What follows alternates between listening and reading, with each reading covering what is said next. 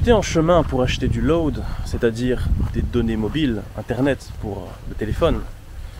J'étais en chemin pour acheter du load exactement comme l'a été Shermaine Flores il y a quelques jours, il y a 3 jours maintenant seulement. À la différence que elle a fait une mauvaise rencontre en chemin. Elle a rencontré une personne qui l'a tuée.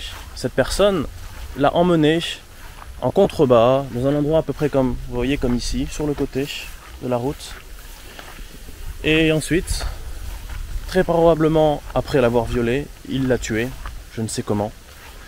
On a retrouvé son corps donc sur le côté de la route. Cette fille avait 17 ans.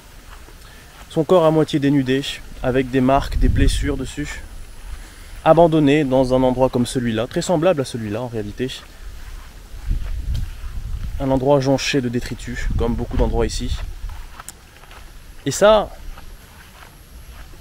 c'est ce que la nature peut nous réserver à chacun de nous, à vous, à moi, à n'importe quel moment.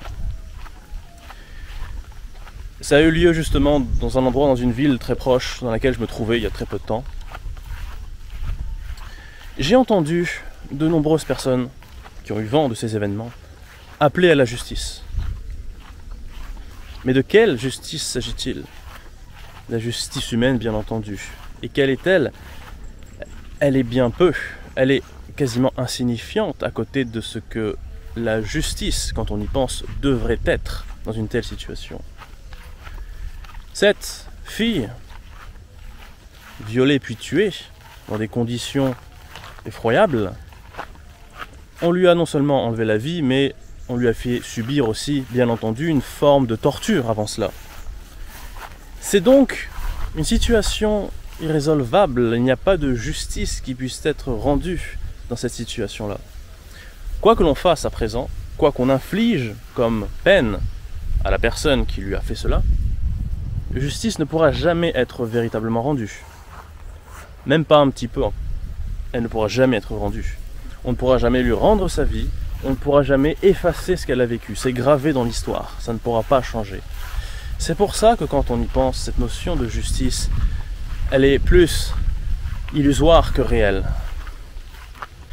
Et c'est sans doute pour cela que quand je vois la mère de cette fille, quand je vois le chagrin de la mère,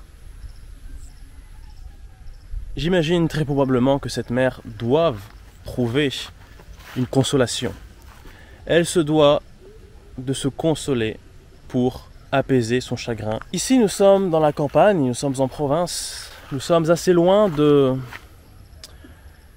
ce qu'on appelle la culture communément, l'accès à un certain savoir qui nous permet peut-être de penser les choses différemment. Ici, les gens travaillent simplement, ont des occupations très simples, peu diversifiées, et lorsqu'un événement comme cela arrive, on peut comprendre qu'il est tout à fait normal, humain dirais-je, de faire appel à un au-delà dans lequel justice sera rendue.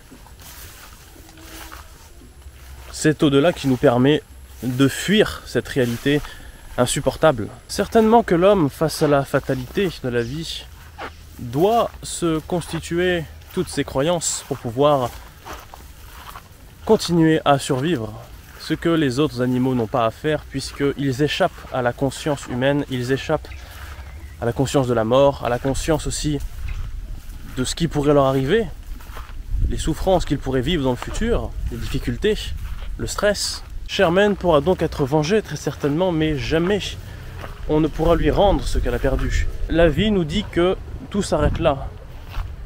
Il n'y a pas à chercher